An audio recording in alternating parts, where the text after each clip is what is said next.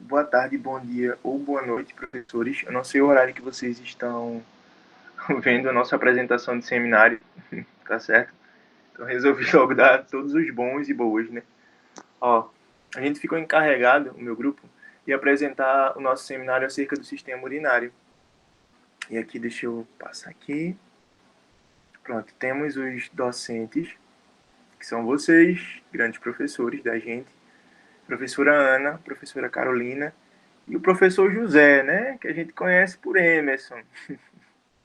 Brincadeiras à parte, aqui temos nós discentes, que sou eu, Danilo Douglas Melo da Silva, Maria Eduarda Soares da Silva, Juan Pablo do Nascimento, Raniel Douglas Dias dos Santos e Jaidilson Matheus Carvalho Mendes. E aqui a disciplina e a turma, tudo certo, tá bom? Como eu falei, nós ficamos encarregados, perdão, de explicar o nosso seminário acerca do sistema urinário, né? E para começar a explicar cada função, eu queria logo dizer que cada sistema que compõe o nosso corpo, ele é extremamente importante para ter um bom funcionamento geral. Eu vejo que no sistema urinário ele tem um peso um pouquinho elevado a certos sistemas, porque ele trabalha de uma maneira muito legal e que faz o funcionamento do nosso corpo ocorrer de forma fluida. Eu vou falar um pouquinho disso um pouco mais à frente, né? Mas ele é um dos mais importantes, eu acredito, porque ele realiza a filtragem do nosso sangue. Ele produz, armazena e elimina a nossa urina, né? E é fazendo esse processo que ele excreta as toxinas, que seriam ruins para a gente, e absorve, reabsorve vitaminas, moléculas e tudo que é de bom. Tipo, o que é ruim sai e o que é bom fica, né? É bem isso. Órgãos constituintes, né, que é o título aqui do nosso slide, ele é constituído por dois rins, dois uréteres, uma bexiga e uma uretra, tá certo? Esse aqui, os rins, ele é o órgão que produz a urina. E os demais, eles excretam, eles ajudam nesse processo de excreção dessa urina, né? Mostrando agora um pouco a localização desses órgãos, a gente pode começar dizendo que os rins e a porção superior dos uréteres, eles ficam na região retroperitoneal, ó. E o que gota é a região retroperitoneal, né? É aquela, é aquele espaço que está anterior às vértebras e posterior à cavidade peritoneal, viu? Eles estão nessa região retroperitoneal, né? E a bexiga, a parte inferior, a porção inferior dos uréteres e a uretra estão no subperitoneal. Mas eu vou fazer logo uma observação. É fácil, tipo, a gente consegue dividir, né? É fácil. Só que em relação a nós, homens, a uretra masculina, ela é perineal, viu? E ela vai passar ao longo do corpo esponjoso do pênis, que difere muito das mulheres, né? Pronto, agora que eu dei essa pequena introdução, vamos começar falando sobre essa morfologia externa do rim.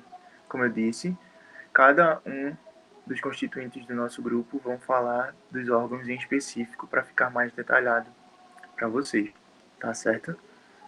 E eu fiquei com a parte de morfologia externa. E logo de cara, a gente já sabe que é preciso dizer algumas coisas e algumas curiosidades acerca do rim. Nós temos dois rins, eles são órgãos pares. E em relação à localização deles, vimos que que eles estão presentes à direita e à esquerda da nossa coluna vertebral. O rim direito é encontrado aqui, ó, lateralmente à veia cava inferior, tá vendo? E, e o esquerdo ele está lateralmente à artéria aorta.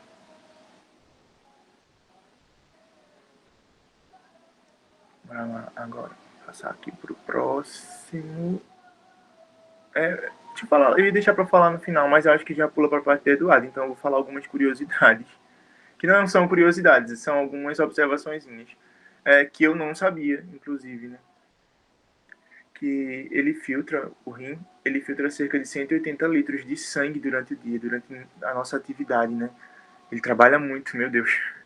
E ainda sem falar que ele produz de 1 a 2 litros de água, em média. Eu acho que o meu é mais, porque eu consumo muita água mesmo. Do trabalho ao meu rim. E temos que, a gente tem que dizer também, né, que eles trabalham com essa parte de excreção de toxinas e eles reabsorvem as vitaminas, moléculas, tudo, então atuam muito nessa parte. Uma curiosidade também é que o rim ele faz parte do processo de regulação da pressão. Isso eu não sabia. Ó, isso aqui é a função, a localização dele. Esse aqui. Vamos logo para a morfologia externa, né? Ó, antes de tudo eu queria deixar explicado esses pontinhos. E eu optei por não colocar porque fica mais didático o professor dizendo. Tipo, eu percebo isso nas aulas com vocês. Tipo, geralmente tem, mas quando não tem, e vocês vão ditando e a gente vai anotando, aquilo já se fixa na cabeça da gente. Então, pensando que esse seminário era uma maneira de dar aula, eu deixei assim, sem, sem as palavrinhas aqui, ó, pra ir dizendo. Porque quando vocês fazem isso com a gente, pra mim, fixa melhor, sabe? Aqui, ó, temos essa que é a extremidade inferior. Aqui temos a extremidade superior. Tá vendo? Aqui nesse cortezinho, esse cortezinho é para demonstrar que essa cápsula, que parece um feijãozinho que envolve, né, que é o rim, é uma cápsula fibrosa. Aqui temos a margem medial. Isso aqui, ó, é o hilo, toda essa parte aqui, vou explicar um pouquinho daqui a pouco. Aqui, em vermelho, temos a artéria renal e aqui a veia renal. Aqui nós temos a pelve, aqui a margem medial, aqui o uréter, né? E essa parte aqui mais é a margem lateral. E aqui vocês podem ver nesses, onde tem essa marcação aqui, ó, que todo o corpo do rim, ele é, a imagem não tá de alta qualidade, desculpa, perdão por isso, mas ele é todo cheio de veias estrelares, que são visíveis, né, aqui que ficam visíveis através de toda a extensão da cápsula. E eles apresentam nas suas extremidades um polo superior e um polo inferior, né, e também apresentam a margem lateral, que é convexa, essa margem aqui, e uma margem medial, que é convexa aqui às suas extremidades, como vocês podem ver, e é côncava essa parte aqui, que é a região média do rim, né? E é aqui mesmo que a gente encontra a presença do hilo, como eu falei para vocês. O que é que o hilo faz? O que já está meio que explícito aqui na foto, mas para que serve o hilo? O hilo ele é aquela porta tanto de entrada quanto de saída, como a gente está vendo aqui, ó. Para a artéria aorta, para a veia renal, não, para a artéria renal, para a veia renal, tá vendo? Ele é uma porta de entrada e de saída. Tudo vai passar pelo hilo e a gente vê também a face anterior, né? E a face posterior. Ele é recoberto justamente por essa cápsula fibrosa, né? Que parece um feijãozinho, muito bonitinho. Eu tentei reproduzir aqui em casa com a massa de, de biscuit, não sei se é assim que chama, porque eu queria mostrar aqui a vocês. Só que não deu muito certo. Foi um problema. Eu gastei meio que dinheiro em vão. Foi um problema, viu, professores?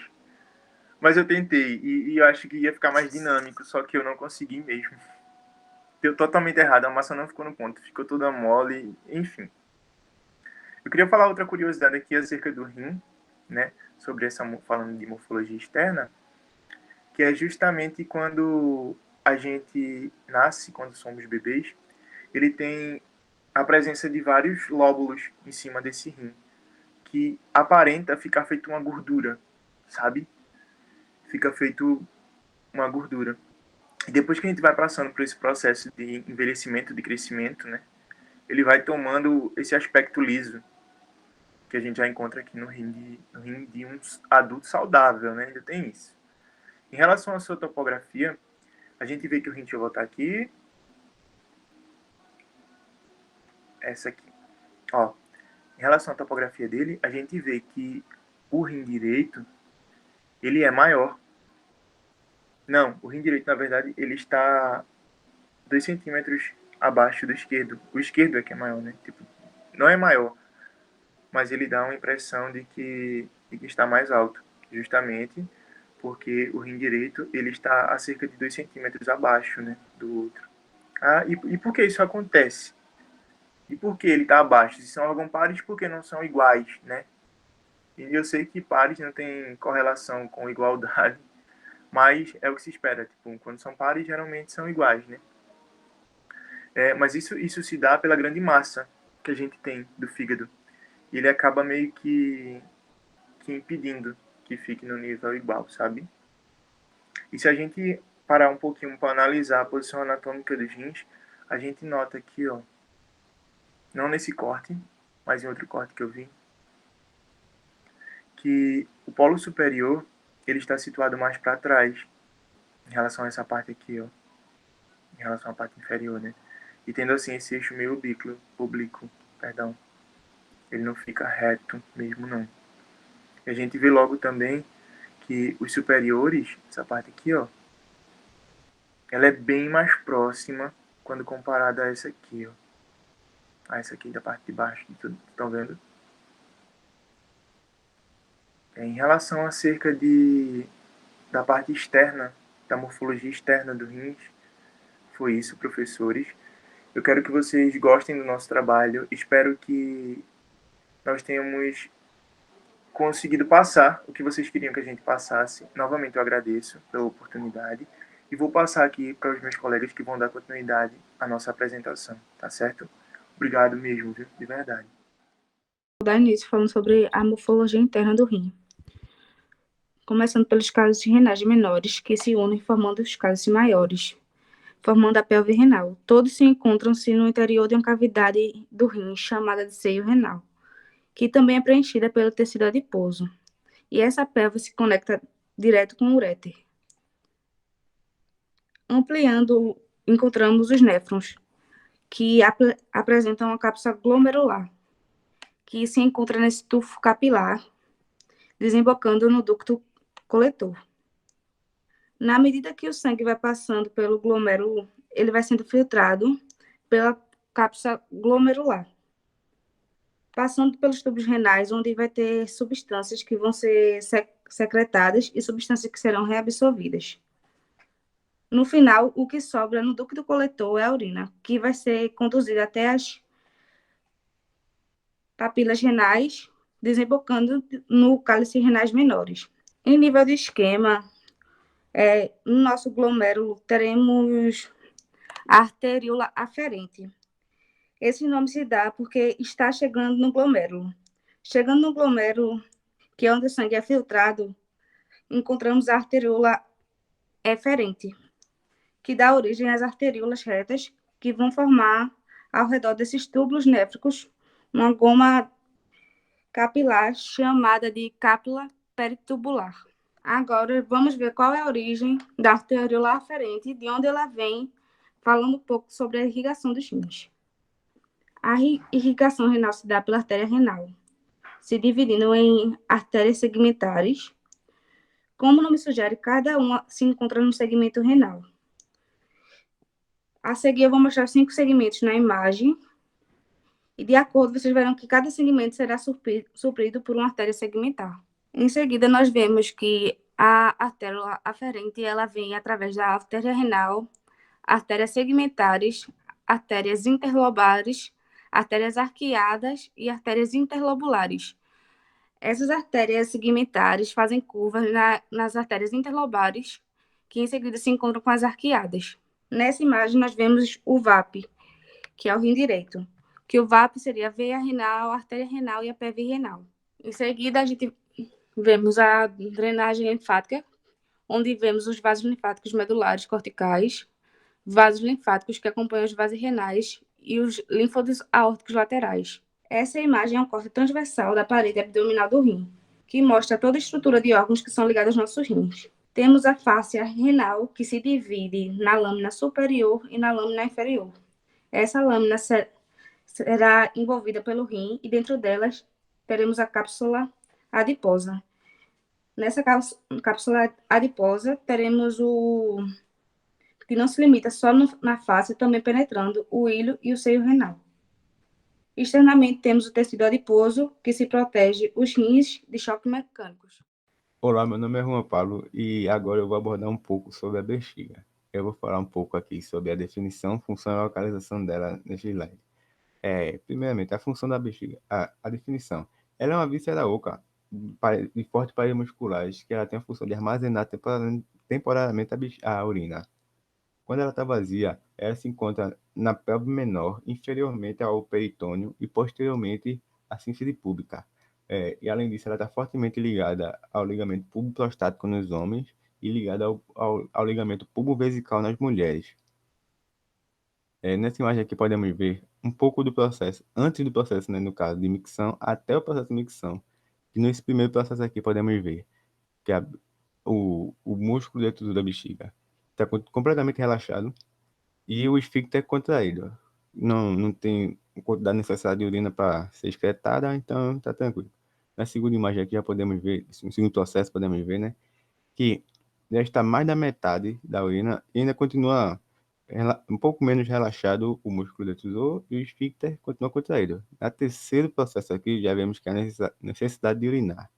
E no caso, o músculo esfíncter, o esfíncter da uretra está contraído ainda e a bexiga está mais cheia. Aí que ocorre um aumento da micção, que é quando o esfíncter se relaxa e o músculo detusor da bexiga contrai, fazendo assim a excreção da urina. No caso aqui, é o momento da micção. Na morfologia externa da bexiga, aqui nós encontramos o ápice, que é essa parte aqui, o fundo, que é essa parte aqui, e o corpo da bexiga é praticamente tudo entre o ápice e o fundo. Nessa parte mais inferior, assim podemos dizer, é o colo da bexiga, que dá início à uretra. Também encontramos aqui mais quatro faces, podemos assim dizer, né? A face superior, que é essa aqui que estou apontando, duas inferolaterais, esquerda e direita, e a face posterior, que é equivalente ao fundo. E aqui podemos ver os uréteres, que vai ser abordado por outro integrante do grupo mais à frente. Na morfologia interna da bexiga, nós encontramos o músculo detusor, que, como eu falei no primeiro slide, é uma musculatura espessa que fica intermédia da bexiga, na camada intermédia da bexiga, e ela tem a função de expelir a urina no processo de micção. Também encontramos aqui as túnicas da mucosa, que é basicamente essa parte aqui, que é basicamente a camada mais interna da bexiga e representa as pregas viscerais. Também encontramos aqui dois ósteos uretéricos, são aqui, o esquerdo e o direito, e também um ósteo interno da uretra, que é essa aqui. Que esses três juntos formam o trígono da bexiga, que é a região encontrada inferior-posteriormente da bexiga, aqui no caso, né? E também aqui encontramos o esfíncter uretral, essa parte aqui, que é basicamente, como eu falei no primeiro slide, é o conjunto de estruturas musculares que atuam com a função de continência urinária. Elas só vai sair daí, só pode sair a urina da bexiga se ele estiver relaxado. Caso contrário, vai ficar lá. Vale dizer também que a irrigação dessa víscera é através dos ramos da artéria ilíaca interna, como a artéria obturatória, e através da veia superior, também da artéria glútea interna, e nos homens se adiciona a artéria vesical e nas mulheres a artéria vaginal. E a drenagem dessa víscera também são veias relacionadas com a artéria. E as veias vão drenar para a veia ilíaca interna. Bom, obrigado pela atenção aqui e eu vou passar a fala para o próximo integrante do grupo. Então, eu vou falar um pouco sobre os uréteres. Primeiramente, o que eles são? Eles são tubos musculares do sistema urinário. Eles têm cerca de 40 centímetros cada um, em torno de 16 polegadas. cuja a extremidade dele superior se une aos rins e a extremidade inferior se une à bexiga.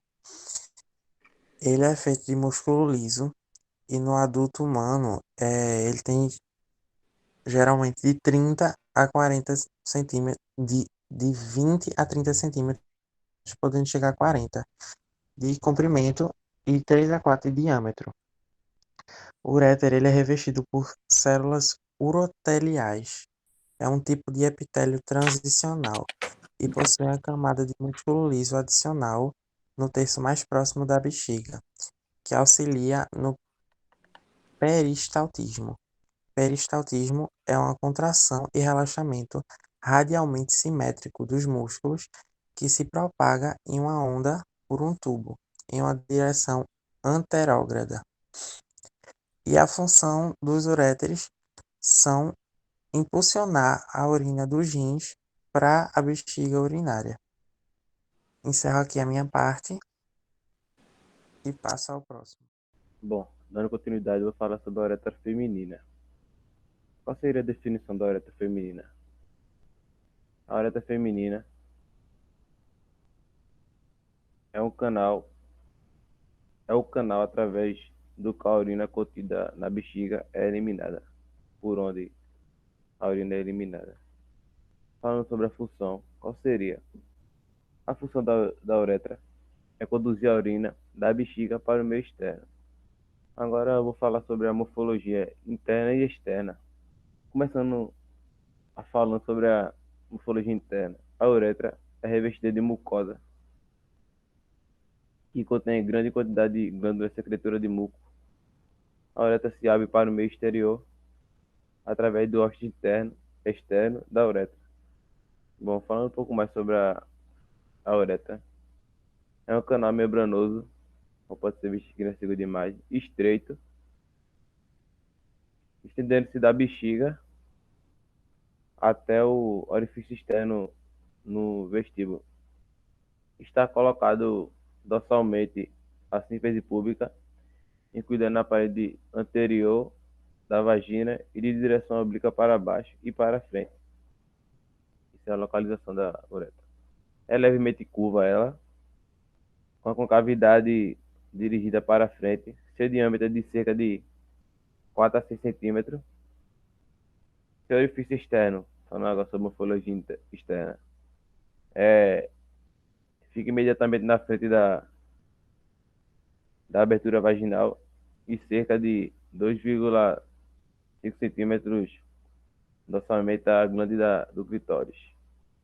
Pode ser observado também as glândulas parauterais, cujos ductos desembocam exatamente dentro do ósteo uretral, que seria esse orifício aqui. Bom, podemos falar agora sobre o músculo esfíncter, que é o músculo que tem a função de auxiliar no controle da micção e está localizado próximo à porção final do órgão. Bom, em outras palavras, o músculo esfíncter são responsáveis pela contração para manter fechado o canal que transporta a urina para o exterior da uretra. Sempre que vocês ouvirem o nome esfíncter, lembre-se de que é um músculo que tem a função de abrir e fechar, fazendo o controle da passagem de substâncias. No caso aqui, o controle da passagem da urina, desculpa. Também não podemos esquecer do músculo esfíncter da uretra no diafragma urogenital, que também auxilia na contração para que a urina seja excretada. E, por final, podemos falar que a uretra faz correlações com outros órgãos, como, por exemplo, o rins, ureteres e a bexiga. Agora eu passo a palavra para a Jairice Matheus. Boa tarde, eu me chamo Matheus e vou falar um pouco sobre a uretra masculina. A uretra masculina, que é um tubo muscular com cerca de 18 a 22 centímetros de comprimento, e tem como função conduzir a urina da bexiga para o exterior do corpo. Também tem como função conduzir o sêmen no ato de ejaculação. Ela está localizada desde o ósteo interno da uretra até o ósteo externo da uretra, localizado na extremidade da glândula do pênis. O pênis, em seu estado de relaxamento, ele possui duas curvaturas, a pré-púbica e a subpúbica. A pré-púbica, ela é móvel e está localizada ínfero anteriormente à sínfise púbica. Já a curvatura subpúbica, ela está localizada póstero, inferiormente à sínfise púbica, e ela é fixa. Falando um pouco agora sobre a morfologia da uretra, a uretra é dividida em 4 partes. A primeira parte, intramural, a segunda, prostática, a terceira, membranácea, e a quarta é chamada de esponjosa. A primeira parte, intramural, ela está localizada desde o ósteo interno da uretra até a próstata. A próstata é essa região aqui, ó. Essa região aqui é a parte intramural, que fica circundada pelo músculo esfíncter interno da uretra. Logo após essa parte, vem a parte prostática, que atravessa a próstata. Ela é circundada aqui, ó, pela próstata. Nessa parte, podemos ver uma crista mediana que se chama crista uretral. Essa crista uretral, ela está localizada entre 2 sulcos, como podemos ver na imagem. Esses 2 sulcos aqui. Esses sulcos são chamados de seios prostáticos. No assoalho desses seios prostáticos, existem de cerca de 15 a 20 orifícios, e esses orifícios são chamados de ósteos dos ductos prostáticos. Lá na crista, voltando para a crista, ela tem essa eminênciazinha aqui, essa eminência aqui, essa elevação meio arredondada, que se chama colículo seminal.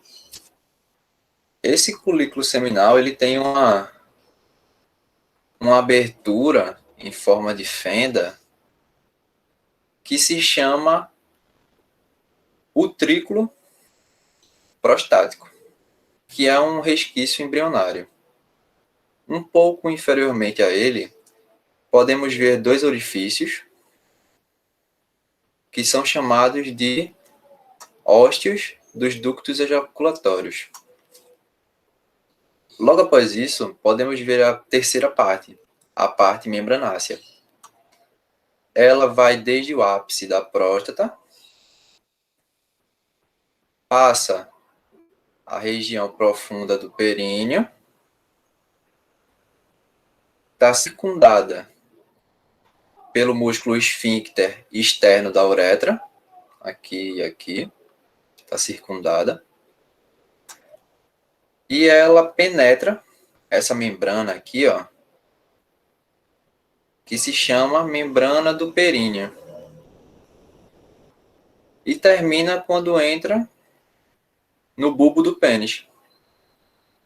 Posterolateralmente a essa região, a essa parte membranácea, podemos ver 2 glândulas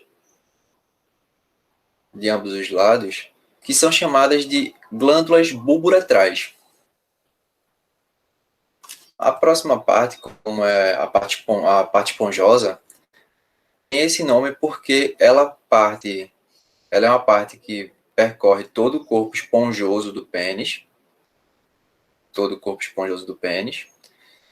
se estende até o ósteo externo da uretra. Nessa região bulbar, podemos ver dois orifícios, aqui e aqui. Como podemos ver nessa imagem aqui, essa região aqui, essa região de cá, do bulbo do pênis, é onde desembocam os ductos das glândulas bulboretrais, nesses dois orifícios aqui. Esses orifícios se chamam ósteos dos ductos bulboretrais. Como podemos ver, as glândulas, os ductos, e desembocam aqui no ósteo.